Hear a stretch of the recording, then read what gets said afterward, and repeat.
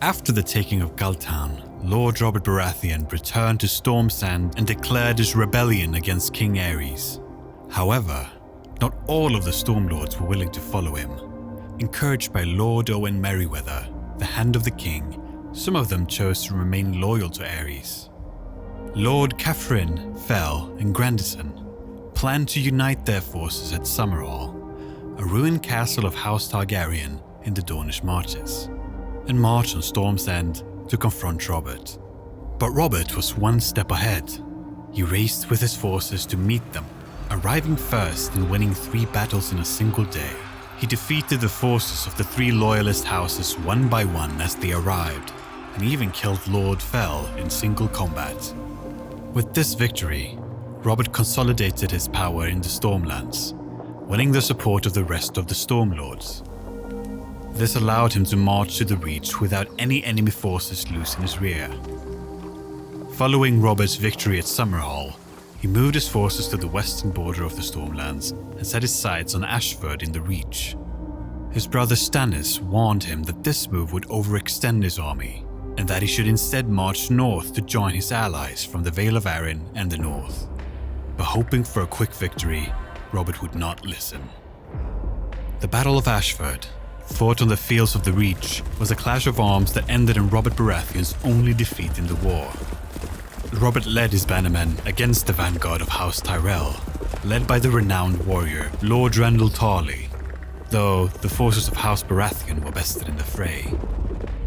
But luckily for Robert, they were able to withdraw in good order, evading the full might of House Tyrell's host, which arrived on the field after the retreat. The defeat forced Robert's army to flee north, leaving the Stormlands open to be invaded by loyalist armies of the Reach.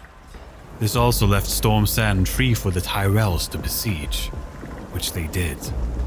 But Robert Baratheon's march north was not to be an easy one, as Lord Jon Connington, the newly appointed Hand of the King, led a formidable army in pursuit. Robert's journey became a grueling one, as he was wounded, lonely, and vulnerable to attack. Eventually, he took refuge at Stony Sept, which would become the site of the next battle of the War for the Iron Throne, the Battle of the Bells. Up in the north, Eddard Stark had managed to reach Winterfell, where he called his banners and set out to march south with his forces. Along the way, he joined up with Lord Jon Arryn, and together they negotiated with Lord Hoster Tully, the Lord of Riverrun, for his support. Connington's forces took Stony Sept by force and began to search every house for Robert, but the residents of the town were actively helping him evade capture. Despite the search, the threats, and the hostages Lord Connington took and hung in crow cages, they could not find Robert. When Lords Stark and Tully arrived with the rebel army, a battle ensued. The soldiers fought in the streets and alleys and on the rooftops, and the Septons rang the bells to warn the residents to lock their doors. The battle was fierce, and Jon Connington managed to wound Hoster Tully and kill Jon Arryn's cousin, but Robert emerged from hiding and challenged Connington to single combat. Despite his wounds, Robert fought with determination and skill of a true warrior. They clashed in a brutal battle, with both men sustaining injuries, but Robert was able to gain the upper hand and almost killed Connington, and won the day for the rebels. Filled with suspicion and rage, King Aerys dealt a severe punishment to Lord Jon Connington for the defeat.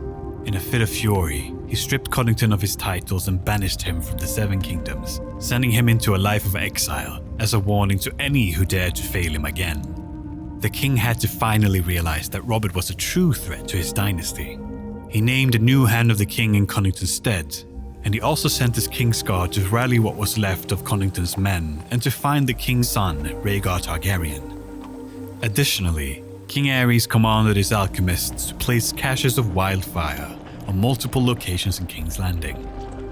At the rebel camp, Jon Arryn was in need of an heir. In a double ceremony at Riverrun, Eddard Stark and Jon Arryn married Hoster's daughters, Catelyn and Lysa. This alliance solidified the bond between the North and the Riverlands and strengthened the rebellion that would change Westeros forever.